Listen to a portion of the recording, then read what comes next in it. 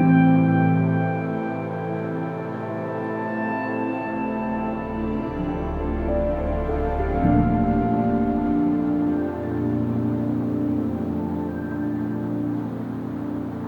everyone, and welcome to the fourth edition of Common Sense for America. Today we're going to talk about the importance of the American economy and how our fundamental four principles of life, liberty, the pursuit of happiness, and self-reliance are affected by the economy and in turn have an effect on the economy. Now, most of us go through life without paying too much attention to the economy. At least that's true until we get slapped in the face going through the grocery checkout line or at the gasoline pump, or where we are trying to buy a house and start a business and we find out that the economic conditions are making it real tough for us. The economy even helps protect us in that it supports our magnificent national defense from all those who want to kill us. We've been victorious in every war in our history. Every time we've been victorious, it's been because our economy played a big part of it. Going back to the Civil War, all the way to the defeat of the Soviet Union in the Cold War, in all of those, the economy was a major contributor to our victories. So the economy is everything to us. It is the number one thing that determines whether or not we can achieve our American dreams, whatever they are. But you may say, well, our economy is huge, and it grows at about 2% a year. What's the problem? What are we worried about? Isn't 2% growth really good? And my answer to that is it's not nearly enough, and we can do a lot better if we just get out of our way. In any given year, there are 10 to 20 economies in the world growing at 6% or greater. And some of these economies are consistently, year after year, growing at more than 6% a year. And there's no reason that our economy cannot grow faster than 2% a year.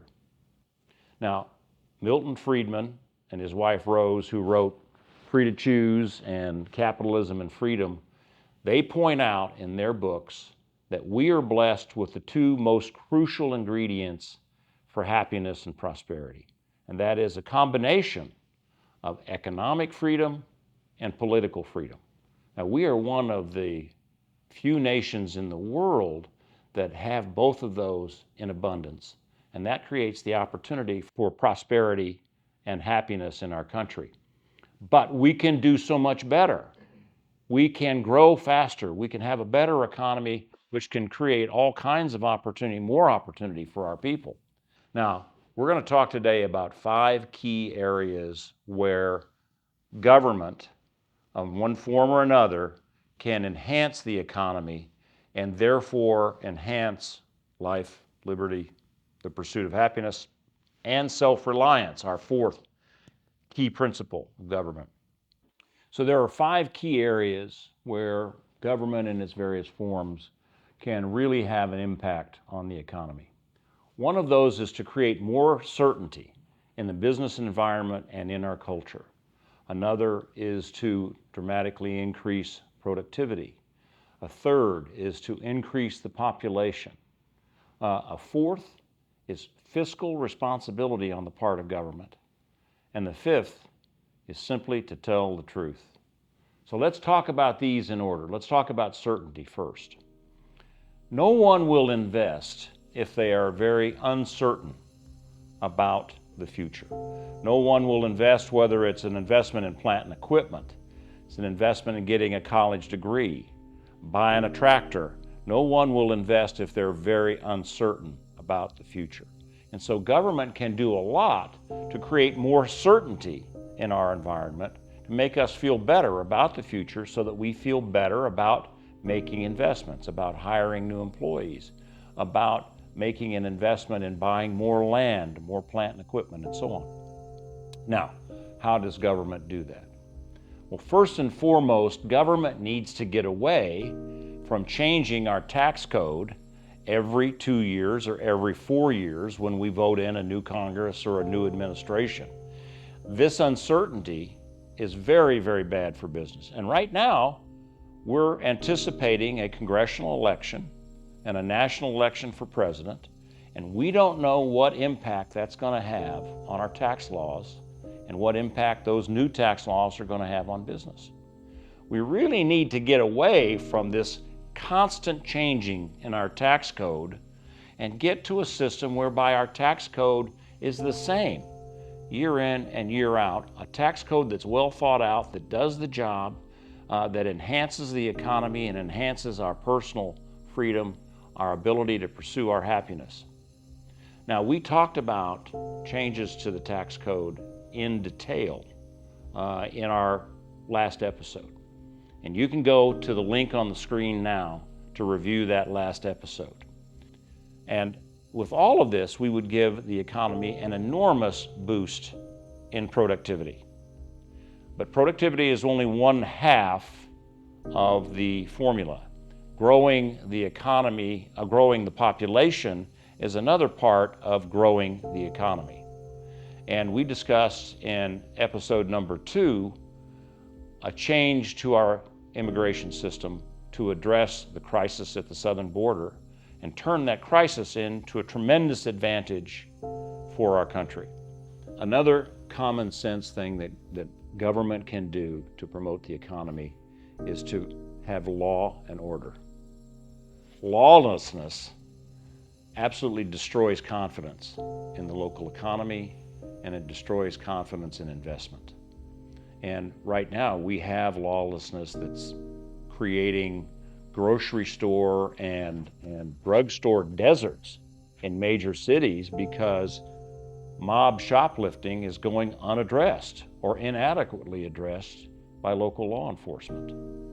Now, movements to defund the police and movements not to prosecute for various what are considered low-level crimes are ultimately the cause of these problems. But these problems are a threat to the life, liberty, and happiness of law-abiding citizens. They're certainly a threat to the economy, and therefore a threat to the overall nation.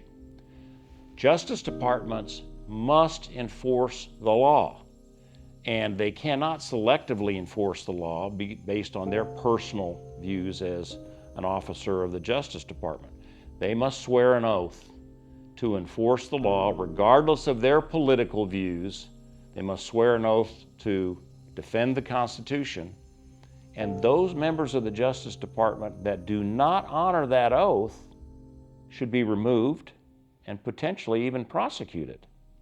So you must have law and order in order to have certainty, in order to have people feel protected, in order to have people feel that they can make an investment, in order to have people feel that they can have a business in a place where there's an obvious opportunity, as long as there is no excessive crime. And law and order is a key element of that. Law and order is an issue that is different depending upon your level, your economic level in society. Somebody who lives behind a gated community and has private security doesn't have nearly the issues with law and order as the person who lives in a poor neighborhood. Why is this? Well, I hate to tell you this, but criminals prey on the weakest of us. They prey on the ones that have the least protection. And law enforcement needs to focus the majority of its resources on protecting the poor and the middle class. But that is often opposed by some elements in society who think that law enforcement is focusing just on them. Racial profiling is the common phrase. But the reality is that crime statistics are very telling, and that the vast majority of crime is committed by a small minority of people against a class of people that largely cannot defend themselves. And it's, frankly, it's something that is repeated in nature. Predators prey on the weakest of the prey animals. And crime happens in the same way. If we want to do the best in controlling crime and protecting the middle class and the lower class in a society, we should be focusing our law enforcement resources on protecting those neighborhoods. Now, it means that we're going to be focusing on a smaller number of criminals, because 80% of the crime is committed by 20% of the criminals, and they especially make a career out of it. Those are the people that we have to catch. Those are the key people we have to prosecute. And we need to be able to distinguish between the criminals and the law-abiding citizens that they're preying on. But this idea that to have law enforcement and control of crime means that you have to oppress a whole section of society, that's absolutely incorrect. What you have to do is protect that section of society. And that means more police presence, more police resources in that section of society. Well, I grew up with a silver spoon in my mouth until my father was declared bankrupt, absolutely lost everything, lost the business, lost the farm, lost the cars, lost the house, lost everything.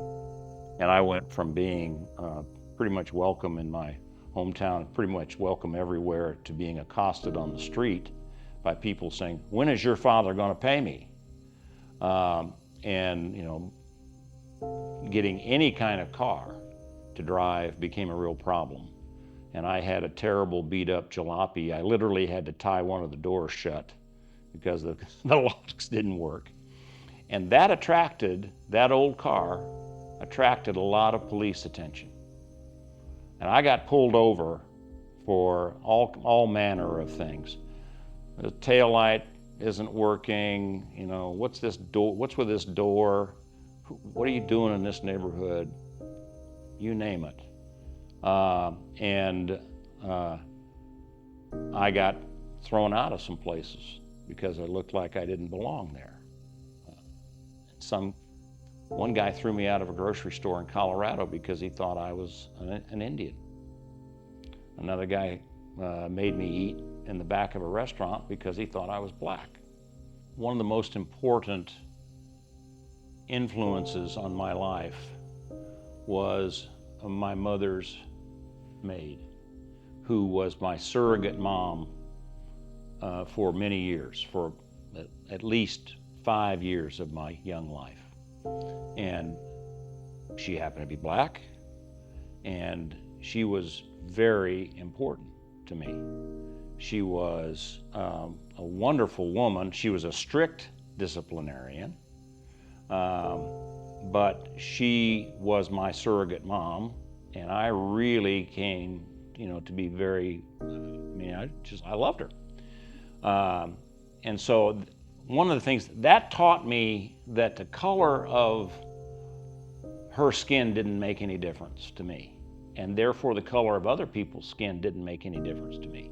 And that was coupled with my father telling me that I should give everyone respect until they prove to me by their conduct or their words that they didn't deserve respect.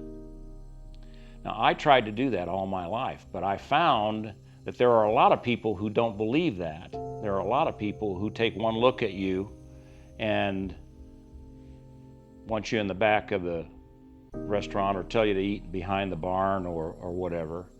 And as a farm worker on my father's farm, I would come home often, just stinking of the hog barn or whatever. I was not welcome anywhere. But I understood that. The thing that I learned is that you cannot legislate what is in a man's heart. Now, you might be able to educate and change his heart, but you cannot legislate what's in a man's heart, and that determines how he reacts to other men.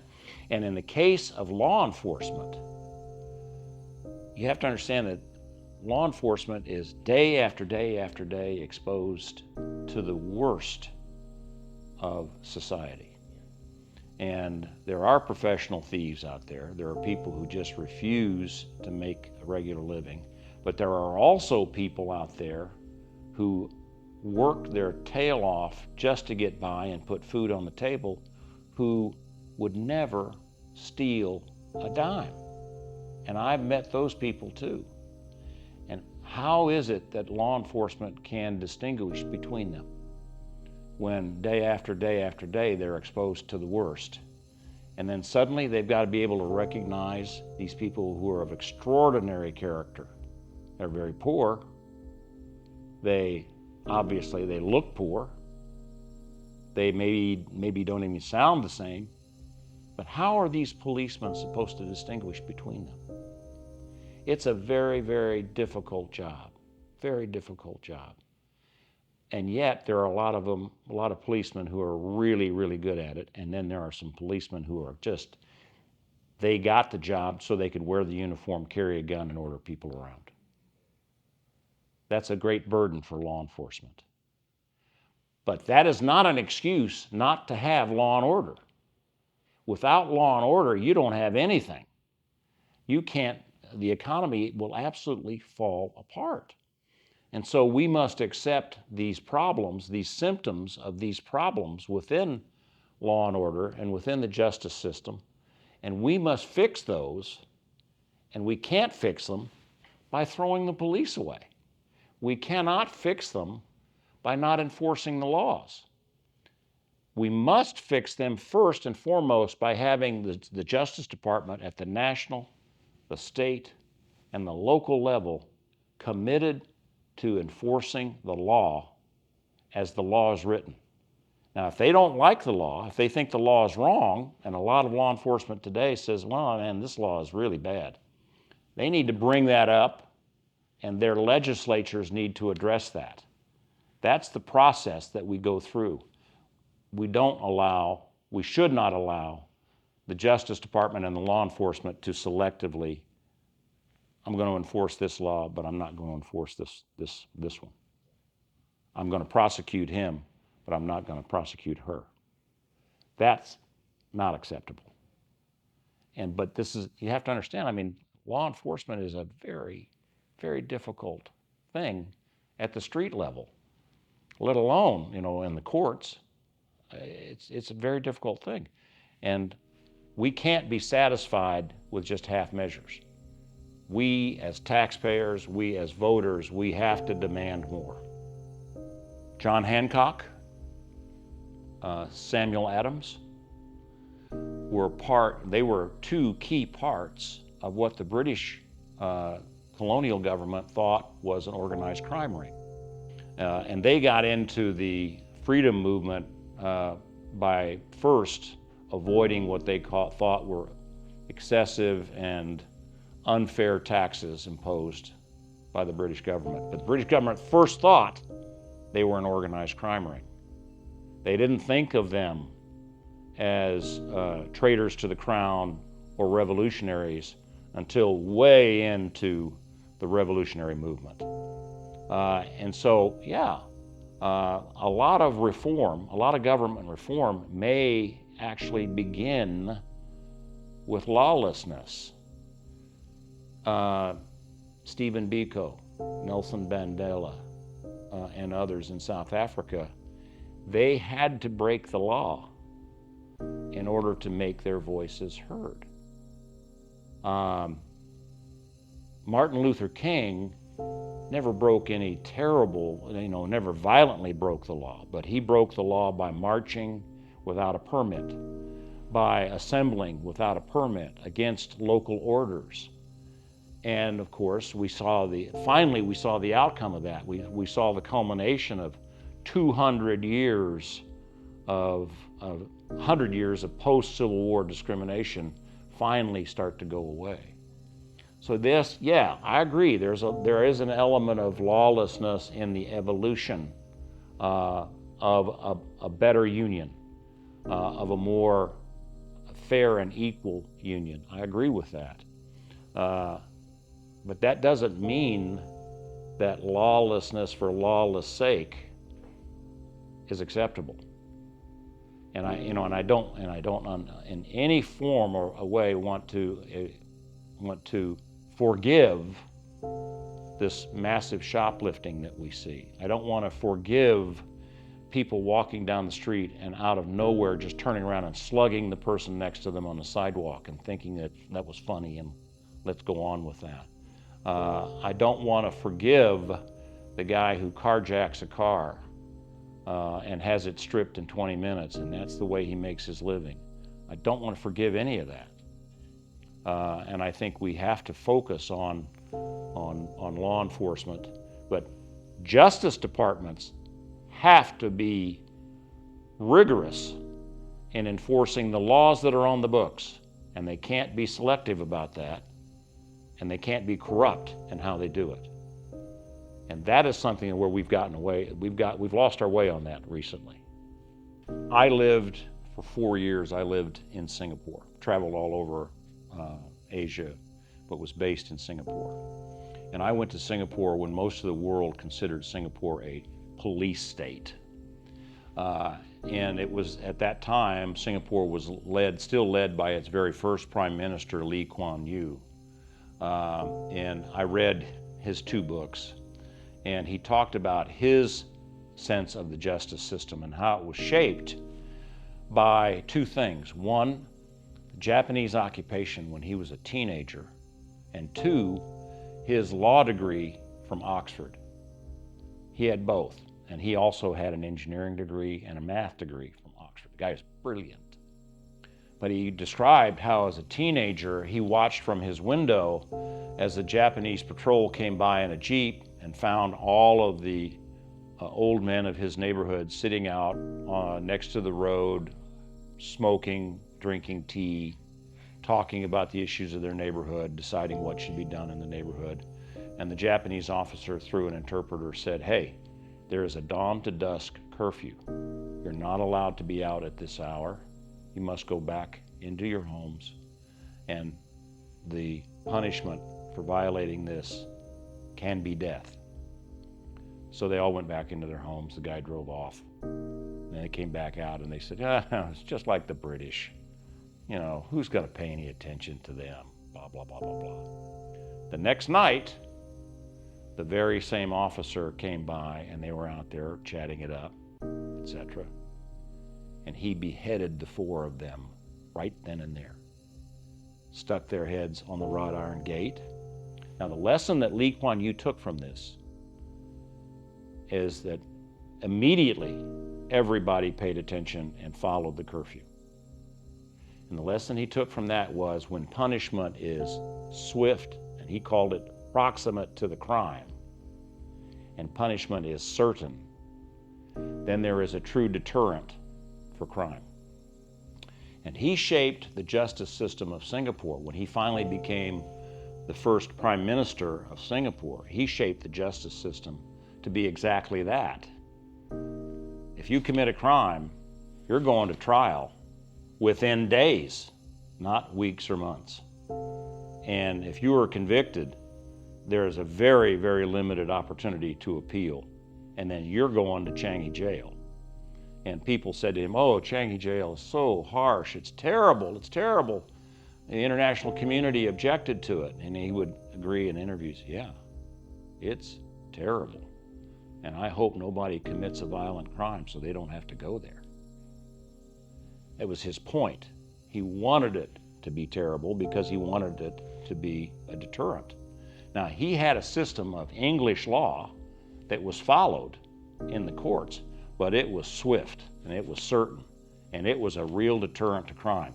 There's very, very little crime in Singapore. I'm using that as an example, but I will tell you that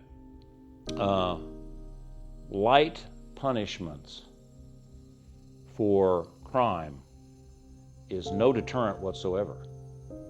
And when you have someone convicted of shoplifting over and over, or a group who committed shoplifting as a mob activity, and they are released because nobody stole more than $950, that is no deterrent whatsoever. And don't be surprised when you get more crime, not less. I don't understand why we can't aspire to the same thing here in the United States, but we need to invest a dramatically larger amount of resources into the court system, into law enforcement, and yes, into the penal system. I don't see any reason why we can't use the penal system both as a punishment and as a training ground. My son's godfather is a 30-year federal policeman with extensive experience with criminals of all types, people from international spies to smugglers, and the worst kind of smugglers, people who smuggle humans, people who smuggle child pornography, and so on. And he distinguishes between criminals who are committing lower level crimes just to make money and people who are professionals, and there are people who commit crimes because they like it, they enjoy it. Particularly, and by the way, today, for example, we know that there are probably hundreds of over-the-road truck drivers who are serial killers. And they are committing their crimes because they can and because they like it. And there is no reforming them. And according to my friend, there's no reforming them. And any effort to reform them is a waste of time. And so I would focus the efforts to rehabilitate on the level of crime the person is convicted of and where they are in their life.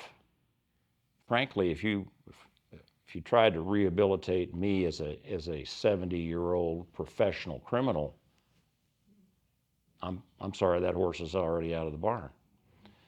But if I'm a 22-year-old convicted of possession of marijuana, I'm a classic opportunity to be rehabilitated, to be trained, to be given skills and sent back into society to live a normal life. And I should really be forgiven. My record could be cleaned completely if I follow all the right steps and do the right things. But you have to, it's a case-by-case evaluation. Government gets lazy, and the courts get lazy because they're so overwhelmed. They want one rule that fits all, or 3 rules that fit all. And of course, that doesn't address your uncle, who is a special case, and my nephew, who's a special case. You can't do it with blanket rules. There has to be more care, and that means you've got to give more resources to the effort of figuring out what to do with these people.